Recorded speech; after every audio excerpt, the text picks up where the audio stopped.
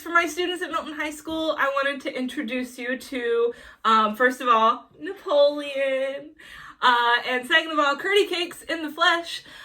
He teaches AP Human and AP World over at Pace High School, so we're going to be doing some videos together, so that way it'll just kind of like cut our workload in half, and so we can give you the same information at the same time.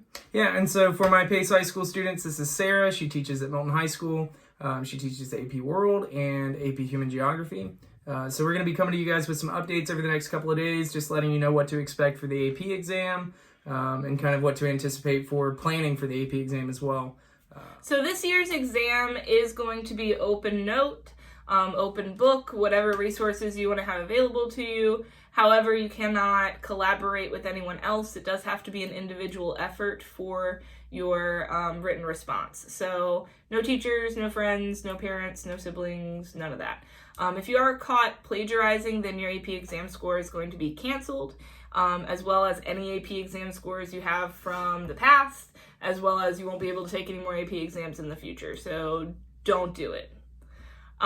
You are going to be able to answer your free response questions in any way you can think of. You can type it. You're able to handwrite it and scan it in. You're able to handwrite it and upload a picture. So College Board just wants to give you as many options as you can think of for you to be able to get your exams scored this year. There are going to be lots of simulations, supposedly, that College Board is going to release. There's going to be a simulated testing environment for you to practice the whole process of either typing or handwriting and uploading a picture, however you're going to turn your answers in. College Board wants you to know what that's going to feel like before exam day, so you'll be able to do that in late April. Okay, for AP Human Geography, our exam is scheduled for May 12th at 3 p.m. You guys are going to have two FRQs. One is going to be 25 minutes and one is going to be 15 minutes.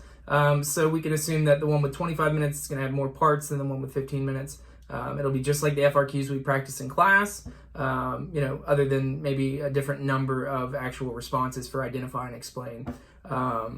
So look over units 1 through 5. Remember, we've covered up to agriculture at this point, and that's all that will be tested for the AP exam. With AP Human, I would really suggest that you focus not only on learning about, specific vocabulary terms, specific models and theories. That's all important, of course, but also make sure you're zooming out and you're looking at like the big ideas and how everything connects. Because with only 2 questions, they're going to try to cover multiple units. They're going to make these questions very how do you say difficult? Synchronized. But I'm saying that these questions are going to be very inclusive of everything in the course. So they're going to probably show you a map, like Unit 1, and then ask you a question about population policies, Unit 2, and then ask you about how those population policies are connected to politics, Unit 4, and then also maybe how their policies in agriculture affect their population, Unit 5. So they're going to really try to sync those units together. So make sure that you're thinking whenever you're doing the grand review packets, make sure you're thinking about how everything connects to each other.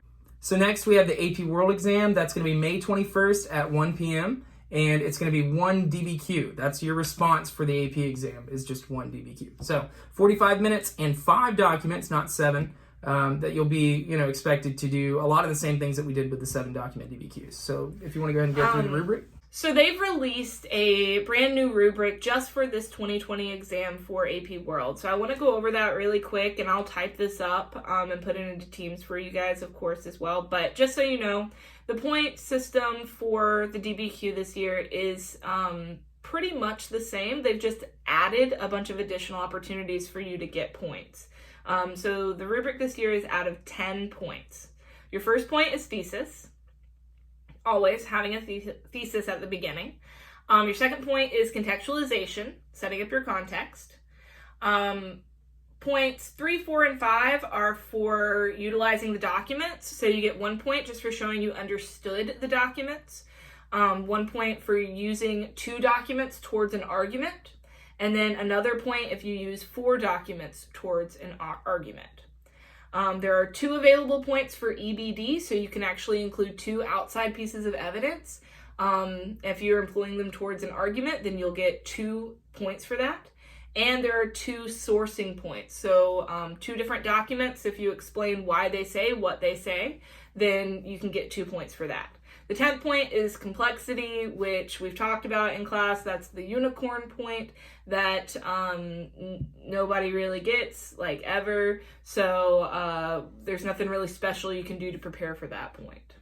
All right, guys, we're going to share more updates as we get more information. And, of course, we're going to have more videos about going over the packets that you've been assigned. And then, of course, doing some practice for DBQs and whatnot to get you ready for the AP exam. And we'll have some live lessons soon, guys. I've got those scheduled for you on Teams, so you can go take a look at that. And, of course, your assignments have been uploaded, everything like that. So just make sure you're posting in Teams, that you're responding to polls and discussion posts each week so that you can get marked here and so that you can get your grades for the 4th 9 weeks, which, we've already talked about that. So more videos to come, guys. Have a great quarantine day 21, day 20-something. Who cares anymore? What is time? I love you. Love I you guys. miss you. Bye. I'm about to say. Pause.